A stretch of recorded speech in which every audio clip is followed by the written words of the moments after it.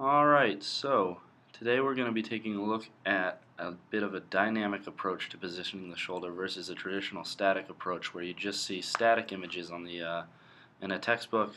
Hopefully by getting a look at how things move you'll get a better idea of the anatomy of the shoulder and how the positioning works. So here we're starting with an externally rotated shoulder, patient's flat AP, and we're going to start by rotating into Gracie view. So we'll see here in just a second that we're going to start rotating the patient to try to superimpose those glenoid rims here.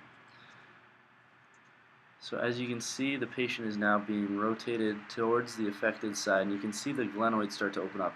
Right here, the patient's still a little under-rotated. You can still see a bit of the glenoid, but we're going to go ahead and rotate him just a little more until that joint space opens up perfectly. Now, if you were to continue to rotate the patient, what would happen is you'd start to see those ribs superimpose over the anatomy of the shoulder, and you don't want that.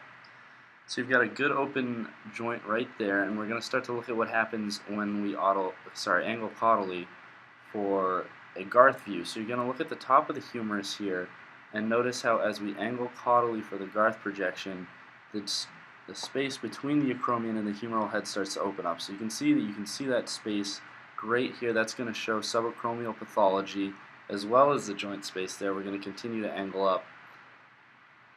And as you can see, unfortunately, due to the limitations of the machine, we weren't quite able to get the complete 45 degrees of caudal angle, but you get the idea of how you can see the subacromial space. Now, one important note about these two projections is rotating the patient. Body habitus plays a very large role, and you'll find that in practice. Someone who's very flat-chested requires a very small angle versus an old kyphotic lady might require more.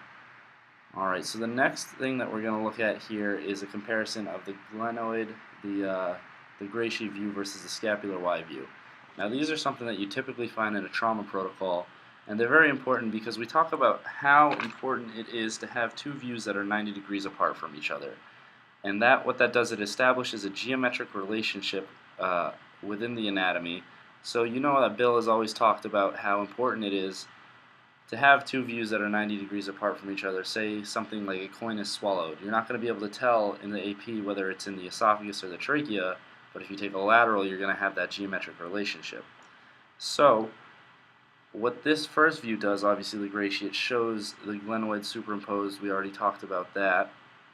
And as we rotate into a scapular Y, you're going to notice that those views are actually 90 degrees apart from each other, which is very good because both views are very diagnostically valuable. Right, so here we go. So you can see that we're starting to rotate back flat. We're almost in a plane AP here, AP external. That's just the patient. They were kind of naturally externally rotated. And we're going to continue to rotate the patient until we start to see that scapula form the Y that we're familiar with seeing. So that kind of gives you a good idea of just how the scapular Y is 90 degrees from the Gracie, and you can already see there you've got the whole scapula is nice and superimposed. You even see the acromions pointing laterally, and we've got the coracoid pointing medially. Now you can't quite see the inferior or the lesser tubercle pointing inferior and medially here because of the way the arm was rotated on the patient.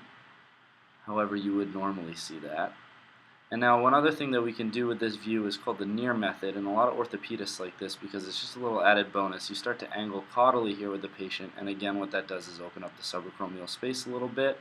So I believe we're going to start to angle caudally here in just a second.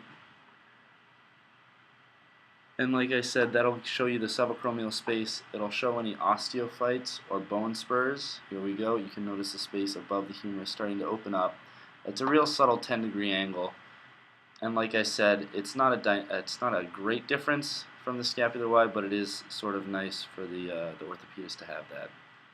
And so any impingement that might be happening on the supraspinatus tendon running below the acromion due to any osteophytes or bone spurs can be seen on this projection. And that's just a little demonstration of how that goes. Now, again, just to summarize, it's very important that we do have those two views 90 degrees from each other so that we have the geometric relationship. Here we can also see we're looking straight onto the glenoid, so if there is any anterior or posterior dislocation of the shoulder, you're going to be able to see it in this view. Just like we talked about the coin, anything anterior versus posterior, you're going to need a lateral projection to see.